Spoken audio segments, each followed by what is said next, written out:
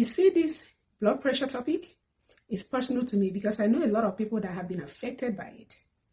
High blood pressure is not called the silent killer for no reason. A lot of people are walking around with high blood pressure and they don't even know it till it's too late, till they go to sleep and not wake up, till they have a stroke, heart attack. And 80% of stroke and heart attack that is linked to high blood pressure can actually be prevented if blood pressure is controlled. So today we're going to discuss the natural ways to lower blood pressure, because if you commit to it and you stay consistent, it is possible to lower it with lifestyle changes.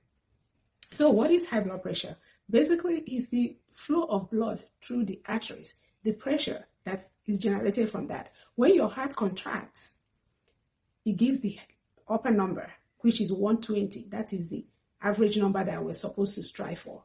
And when the heart relaxes, the pressure is the lower number, which is 80, the number we're supposed to strive for, or anything less than that, as long as it doesn't go all the way too low.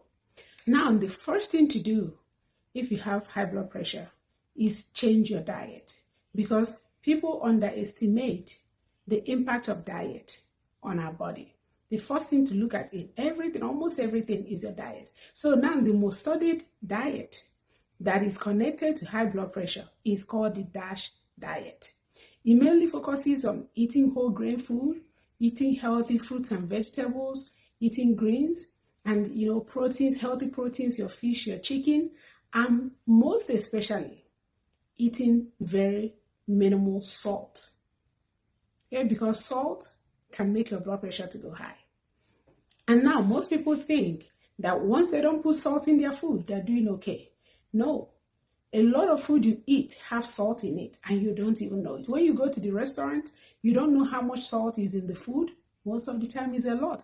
When you buy this packaged meal, all these frozen meals and things like that, processed food, they are loaded with salt. So it's not until you sprinkle salt in your food that you're taking salt. Salt is everywhere. So the one thing you have to do is that DASH diet, and you have to read the labels of the things you buy. And then eat what you cook, what you make, as much as possible. And when you have to buy food, try to read the ingredients and try to know what is in that food, the percentage of salt in the food. So you make sure you're not taking too much salt. If you cut the salt you're eating even as little as by 50%, it will make a big difference. So eat as less salt as possible. And then combine it with healthy eating overall. Cut down on sugar. Sugar never does anybody any good in almost everything, in almost every disease. So cut down on sugar and try to limit salt. That's the first thing to do. The second thing to do is move. Move. Everybody says it, we say it all the time, but we take it for granted. Move, move, move. Even if it's 10 minutes a day, 20 minutes a day, 30 minutes a day, as much as you can move, move. Sitting in one place is not going to help. So move. Exercise impacts the blood pressure tremendously. No matter what type of exercise, they're all good. Just move your body. Whatever it is you enjoy doing, do it. Move your body. And while you're moving your body, you potentially have the side effect of losing weight. Because if you're carrying excess weight, it tends to make your blood pressure to go high. If you have been to your doctor and you're overweight, you hear your doctor telling you to lose weight. If you lose weight, your blood pressure might come down. So any amount of weight you lose will impact your blood pressure.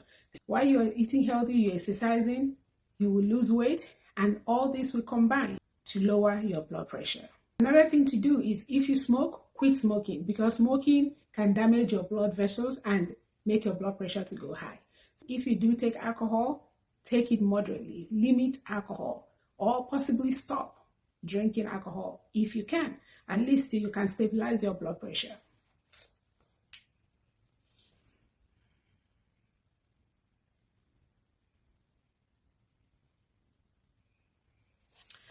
Next thing to do is manage your stress.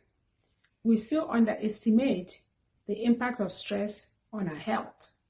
Most people don't sleep enough. Most people are chronically stressed. We're running up and down all the time. So get into meditation, because it's been proven that it helps your body. It helps with your stress. Basically, anything that relaxes you will help your blood pressure to be lowered. So try to meditate, do yoga if you can. Try to get your sleep, read a book, Get at least 7 hours of sleep, 8, 9 hours of sleep, as much as you can get every single night. Okay, don't put your body into stress mode because it doesn't help your blood pressure. Another thing is deep breathing. Now let's talk about supplement that can lower your blood pressure. Potassium. You can get your potassium from food like banana, spinach, and potatoes, things like that. But if you want to take potassium as a supplement, make sure you check with your doctor and make sure you don't have any kidney issues so you don't run into trouble. But potassium can potentially lower your blood pressure as well. So these are all the things that you can do to lower your blood pressure naturally. But after you have done all this and your blood pressure is still high, you may want to see your doctor because you may need medication at this point. But these are proven techniques that can help you to lower your blood pressure. Blood pressure is very deadly because all these heart attack, strokes, before it happens, the blood pressure is usually very high. I'm going to make a video to talk about the things you can do to lower your blood pressure immediately. This video is about how to maintain a normal blood pressure long term. You don't have to do all this, change a few things and see what happens. Part of the reason why high blood pressure is taking a lot of lives and destroying a lot of lives is many people don't even understand it. They just hear high blood pressure, they don't know what it is, because as long as you're feeling okay, people tend to go about their business. They don't care because nothing is happening to them. But they don't understand the intricacies, what goes on underneath. And when it manifests, it's usually too late by then. Though there are subtle signs like headaches in the morning and then stress, tiredness that your body can be warning you about high blood pressure. But most people ignore these signs because they don't know what it is. They think, oh, I work too hard, I'm tired, and things like that. So it's always important to get a blood pressure monitor and monitor your blood pressure at home. It's very easy. It's not too expensive. You can buy it from Walmart, CVS, and just put it in your arm. Very easy to check so you can see what your blood pressure is. Whenever it's more than 120/80, consistently you want to see your doctor and start working on it. Don't let it get out of hand before you do something about it, because eventually it's going to be a problem. So let's share this video and continue to create awareness so people will know about high blood pressure. Is you don't feel sick, you don't feel anything, you feel perfectly fine, yet your blood pressure is high and it's causing micro damages. And by the time it hits, it will be a stroke, a heart attack, or something major. So let's take care of ourselves. Let's make sure we maintain a good blood pressure. If you're in a situation that is causing you a lot of stress, some people are in a relationship that is causing them a lot of stress. Believe it or not, there's a study that when the subjects were taken away from bad relationship, they got better. So if you're in a bad relationship and it's causing you to be stressed all the time, please do counseling. Find a way to make that relationship good. I'm not saying leave your relationship, but don't just keep having the same problem over and over and over again. Go to counseling, talk to someone, talk to each other, maybe give each other grace and talk about it and try to work on it so you're not constantly under stress, because it's going to affect your blood pressure. Back home, when we're growing up, you always hear people say, don't think too much, you'll get high blood pressure. Don't think too much. Now we finally understand why. So just make sure you remove any stress from yourself, except the normal stress of working and taking care of yourself and your family. Other than that, you shouldn't be having any added additional stress, because it will definitely raise your blood pressure. So let's share this video, create this awareness, get people to know what to do to lower their blood pressure so we can all be healthy and stop having this heart attack, stroke up and down. It's too rampant, and it's great to hear that 80% of it can be prevented if only we do what we're supposed to do. So let's take care of ourselves.